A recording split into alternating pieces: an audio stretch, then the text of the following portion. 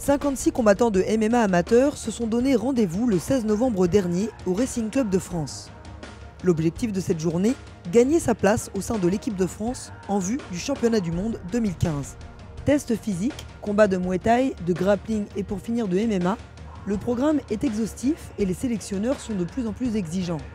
Nous, ce qu'on a besoin, c'est que la personne qui soit alignée sur le championnat du monde à Vegas soit physiquement, mentalement, bien sûr techniquement, le plus opérationnel. Et pas forcément le plus fort en plus.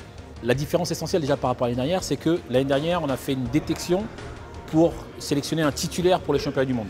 Là, on a fait une détection pour sélectionner un groupe France. Donc on va partir d'un groupe France qui va être constitué de 2 à 4 personnes par catégorie, qu'on va ensuite amener sur des stages de préparation pour préparer les prochains événements à venir. L'expérience de Vegas nous montre que le niveau est très très fort. Donc c'est à nous de nous adapter, c'est à nous de les préparer au mieux pour qu'aux prochaines échéances, monde et continentaux, qu'il y ait des Français sur le podium. Donc c'est à nous de les préparer de manière à ce que ça arrive. Cette deuxième édition est marquée par quelques nouveautés, notamment avec l'arrivée des mitaines lors des tests matchs de MMA afin de se rapprocher le plus possible de la réalité. Autre nouveauté, le profil des participants, beaucoup plus hétérogène qu'en 2013. Alors effectivement, il y a eu des nouveautés par rapport aux sélections de l'année dernière. L'année dernière, essentiellement, il y avait des grappleurs.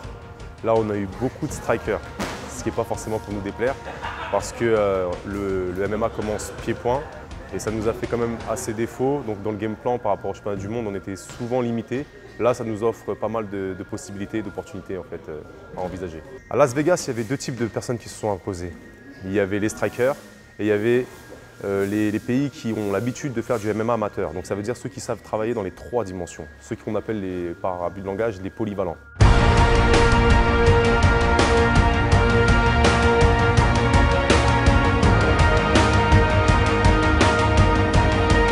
Parmi les prétendants, on retrouve bien sûr certains membres de l'équipe de France 2013, comme Yuri Begenari, Guillaume Blessiot ou Johan Ruel, qui comptent bien renouveler l'expérience. Oui, j'ai fait partie de la première équipe de France de MMA. J'ai eu un tirage difficile.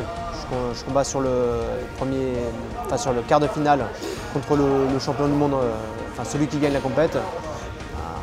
Super combattant. Oui, ce voyage, ça a été une aventure incroyable. Déjà partir avec l'équipe, avec ce sont devenus tous des potes.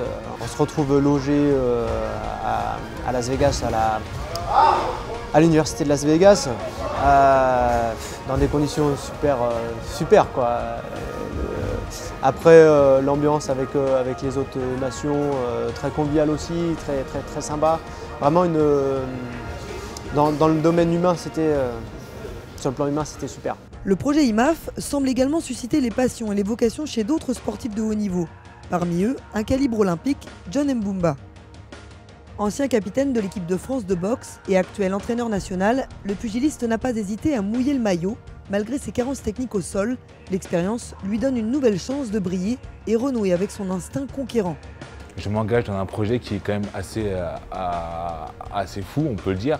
Parce que je m'engage dans une nouvelle discipline, moi qui suis aujourd'hui entraîneur national et qui suis quand même assez pris sur mon temps de travail. Mais je sais pas, j'ai un côté qui est curieux, qui me pousse à aller vers cette discipline, qui me pousse à aller comprendre un peu plus ce qui se passe du côté du MMA et pourquoi justement cette discipline a tant de popularité. Je pense que j'ai pas encore fait le deuil de ma carrière, pour dire la vérité.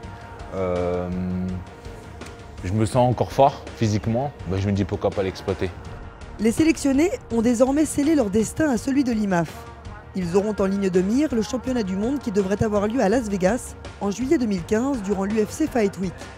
Aux côtés des plus grandes stars, les élus pourront ainsi vivre une expérience hors du commun et pourquoi pas se faire repérer par les organisations professionnelles. Mais la route est encore longue. 3 regroupements auront lieu d'ici cette date afin de déterminer les titulaires dans chaque catégorie.